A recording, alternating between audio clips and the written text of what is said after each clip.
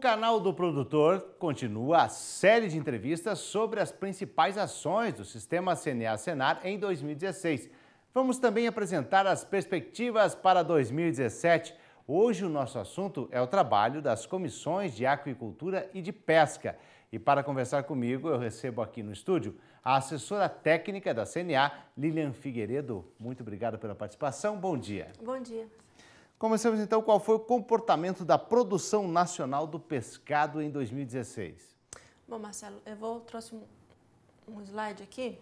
Bom, a nossa produção de 2016 não saiu totalmente ainda, né? A gente tem um ano de atraso. Então, a gente tem os dados de 2015 que vão refletir um pouquinho em 2016. Então, em 2015, de acordo com o IBGE, a gente teve uma produção de 574 mil toneladas de peixe, né? De aquicultura, perdão. Sendo dessas 574 mil, 470 são referentes à piscicultura. Só que a gente tem um pequeno detalhe nesse valor. O IBGE começou a fazer a nossa estatística em 2013. Anteriormente era com o Ministério da Pesca, né? Então, quando houve essa migração de sistemas, os dados ficaram um pouco bagunçados. Então, se a gente pegar os dados de 2012, que era do Ministério da Pesca, e os dados de 2013, que são do IBGE, a gente tem a impressão de que a produção nacional foi lá para o pé. Só que o que ocorreu? Antigamente, com o Ministério da Pesca, a gente tinha era muito estimado. E o IBGE subestimou, então ficou essa lacuna no meio, né?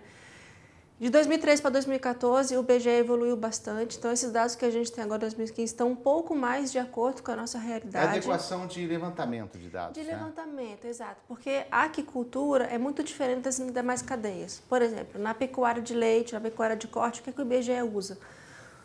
Usa dados de cadastro, tanto na agência de defesa quanto no próprio estabelecimento. E a vacinação é obrigatória, né? Então, em pecuária, você verifica quantos animais foram vacinados naquele estado. Não vai ser 100%, mas 95%, digamos assim, Você a gente chega do pode número mais considerar. próximo, né? Exato. E na aquicultura, a gente tem um sério problema, que é o medo do produtor, né? O aquicultor hoje tem muito medo de fiscalização. Isso por quê? Porque a gente tem um problema com licença ambiental que é muito grande, né? 50% mais ou menos das nossas aquiculturas hoje no Brasil não tem esse documento, porque é muito burocrático, é muito difícil conseguir. Então, isso faz com que o produtor trabalhe, digamos assim, na ilegalidade ambiental, né? Então, o produtor tem medo de falar. Por exemplo, ele produz 1.000 toneladas, quando chega o rapaz da estatística, ele fala assim, produz quanto? Ah, não, eu produzo só para a subsistência. Então, assim, o produtor tem medo de falar. Então, a estimativa que a gente tem é 470 do IBGE e da Associação Nacional de Piscicultura, que é a Peixe-BR, que leva em consideração todos os associados, mais a fabricação de ração nacional, está 638. Então, é uma diferença de 35% na produção nacional, que está um pouco misturada aí nessa falta de metodologia aplicada à aquicultura. Então, essa questão do levantamento pelo IBGE ainda precisa avançar, precisa melhorar essa estatística? Exatamente. A gente teve uma reunião com o IBGE exatamente para isso, para tratar esse assunto da estatística pesqueira. Então, a CNA foi convidada, o MAPA também foi. Então, a gente discutiu, foi uma discussão muito breve e dessa reunião resultou que será formado um grupo de trabalho para conseguir aprimorar a estatística para 2017 agora. Que é o fator principal você ter argumentos e dados para poder avançar em políticas para o setor. Exato, porque a aquicultura hoje está lá atrás, né? Um setor sem estatística, sem dados corretos, é muito complicado você conseguir trabalhar. É difícil você conseguir mostrar a importância de um setor se você não tem dados de produção, se você não tem dado de geração de renda. Então, a gente tem que conseguir trabalhar isso no ano que vem para a aquicultura começar a dar uns passinhos avançando no setor. Então, e como é que está esse comportamento, então, nessa questão em 2016? Você acredita que avançou muito em relação aos valores anunciados pelo IBGE de 2015? A gente tem uma perspectiva de crescimento aí de 8%, né? Que a aquicultura tem crescido agora nesse último ano. Agora, só como curiosidade, né? A gente tem os dados de 2015, que vão refletir 2016, porque a situação foi bem parecida, são esses aqui. O Norte apresentou um crescimento de 6,2% na produção. E isso aqui, se não fosse a questão da falta de chuva, da estiagem na região norte, também seria muito maior. Esse destaque de 6,2% é devido principalmente ao estado de Rondônia, que apareceu como primeiro colocado na produção nacional, passando o Mato Grosso, que vem há anos sendo o primeiro colocado.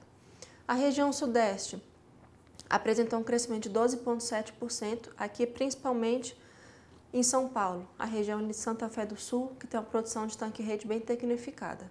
O Sul, aqui é o Paraná, que aparece despontando aqui na região Sul como maior produtor, a tilápia. Lá no Paraná a gente tem um sistema de cooperativismo, né? Então cooperativas muito grandes atuando na região que fazem com que cresça bastante a produção no estado. E no Nordeste e no Centro-Oeste, a estiagem causou muito mais prejuízo, né? Na região Nordeste, o reservatório do Castanhão, que é na região de Jaguaribara, sofreu muito com a estiagem, agora está com 9% do volume funcional só. Então, muitos aquicultores tiveram que deslocar seus tanques, deu mortalidade muito alta, então a gente teve uma queda de quase 5% no norte. E aqui no Centro-Oeste, a região de Goiás, aqui teve uma produção também bastante prejudicada pela estiagem, que é a Serra da Mesa, a região de Canabrava, sofreu bastante esse ano. Queda bem maior, né? Queda bem maior, exato. Significativa. E como é que foi o comportamento das importações? Bom, as importações de pescado, aqui eu trouxe um resumo da balança comercial desde 2006, né? Então vocês podem ver que a nossa importação em 2007 até 2014 foi ascendente, né? Essa coluna azul são as nossas importações. Então a gente pode verificar que vem crescendo. O que ocorreu em 2014, com essa taxa do dólar alta, que começou em 2014, 2015, as importações baixaram. Só que se a gente verificar, o valor da importação não mudou em dólar, que é essa linha azul escura. O que aconteceu foi em real, que é essa linha amarela mais clara que vem subindo. Então, o valor em real foi muito mais alto e isso fez com que as importações caíssem, né? Por mais que em dólar tenha se mantido, o custo ficou muito alto, então não valia mais muito a pena para as empresas importarem o pescado, né? E sim utilizar o pescado nacional.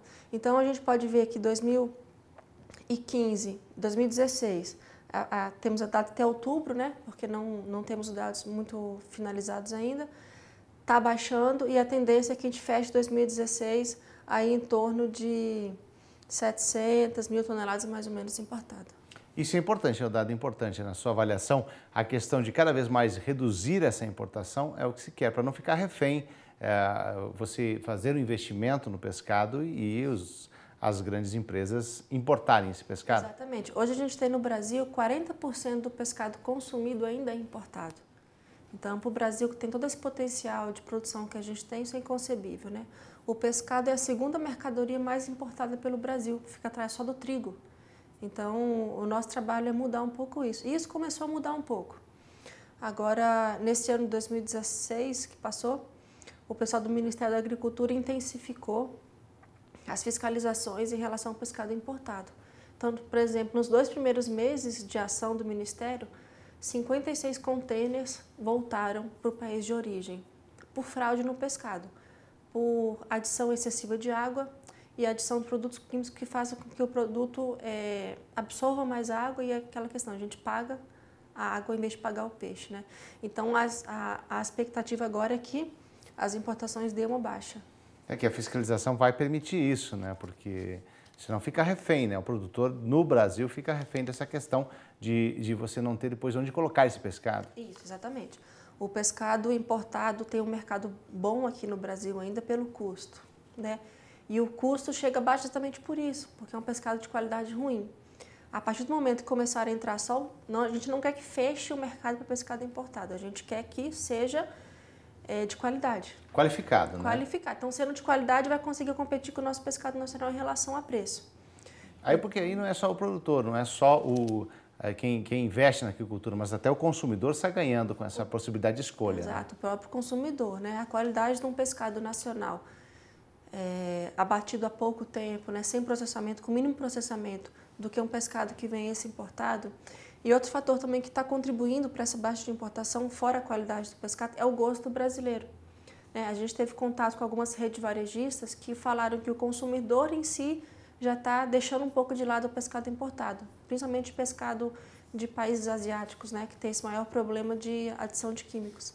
Então, o consumo, fora essa fiscalização do Ministério, o próprio consumidor já começou a dispensar um pouco esses produtos. Agora, como deve ficar, então, as importações em 2017? Então, a nossa perspectiva é que abaixe ainda mais, né, que tem uma queda exatamente por isso, pelo gosto do consumidor. Então o consumidor brasileiro está começando a gostar de peixe, né? E quem gosta de peixe não é muito fã do pescado importado, principalmente esses mais comuns, filé de merluza, filé de pangaços, que tem um valor agregado muito baixo pela qualidade ser ruim. Então a nossa perspectiva é que o consumidor começando a rejeitar e o próprio Ministério intensificando essas ações de qualidade do pescado, a perspectiva é que a nossa importação baixe e isso vai dar muito espaço para o nosso mercado nacional. Inclusive, a gente tem uma perspectiva para a Semana Santa, se o produtor não conseguir colocar peixe no mercado, vai faltar um pouco de pescado esse ano. Agora, quais os temas que foram destaque na aquicultura em 2016? Bom, em 2016 a gente teve um ano com alguns destaques importantes, por exemplo, licenciamento ambiental, né?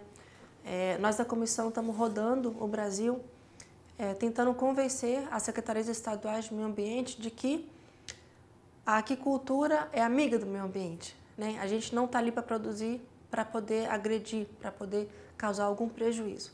Então a gente tem rodando, mostrando uma metodologia de licenciamento ambiental que o Paraná adotou, o Instituto Ambiental do Paraná, que é o licenciamento ambiental online e autodeclaratório. E isso tem facilitado muito no estado, então a gente está rodando o país com essa ideia. Santa Catarina também tem um modelo já semelhante e com isso a gente conseguiu, por exemplo, no estado de Goiás. O estado de Goiás tem a tradição de produção de tilápia e nesse ano 2016 simplesmente foi proibido o cultivo do tilápia, porque por uma questão ambiental que o órgão ambiental não entendeu uma portaria do IBAMA, então foi uma questão burocrática. Então, em conjunto com a FAEG, com a Associação de Aquicultores do Estado de Goiás, nossa comissão atuou e conseguimos a liberação do cultivo novamente. Outro ponto principal foi exatamente isso que eu comentei anteriormente, que é a análise de risco de importação, principalmente na questão de alerta de importação, que o MAPA entrou com esse sistema em 2016, que já rechaçou de 56 contêineres, então a nossa comissão agora vai acompanhar mensalmente esses dados, para não deixar cair a bola, né? Para manter esse projeto manter em visão esse projeto. Tem que continuar sempre, é o trabalho que vocês fazem, né? Um acompanhamento bem de perto. Isso, não adianta dar o sinal que começou e de repente baixar a bola, né? Então o nosso acompanhamento vai ser em cima disso frequentemente. E outro destaque em 2016 foi em relação ao empréstimo de custeio do Pronaf. O que a gente tinha? A gente tinha que no setor da aquicultura era balizado pelos bancos que você tinha 12 meses para pagar um empréstimo. Então, e custeio você não consegue parcelar, tem que pagar de uma vez só. O que acontecia é o seguinte, tilápia, por exemplo, na região sul, demora 11 meses para atingir o peso de abate. O tambaqui na região norte também mais ou menos isso. Então, não tinha como o produtor pagar com 12 meses, porque com 11 meses ele despesca, o entreposto vai pagar para ele com um mês, depois que o consumidor pagar. Então, assim, a gente tem um default mais ou menos de 3 a 4 meses entre a produção e o recebimento. Então, isso inviabilizava grande parte dos empréstimos. O que a nossa comissão conseguiu foi estender para 18 meses. Então, agora, em vez de 12, o produtor tem até 18 meses para conseguir pagar o seu empréstimo. Então, isso vai aumentar bastante a questão de crédito no setor em 2017. Tá certo. Assessora técnica da CNA, Lilian Figueiredo, nós vamos fazer um breve intervalo e já retornamos. Vamos continuar no segundo bloco falando de pesca e aquicultura aqui no Balanço 2016 e perspectivas para 2017.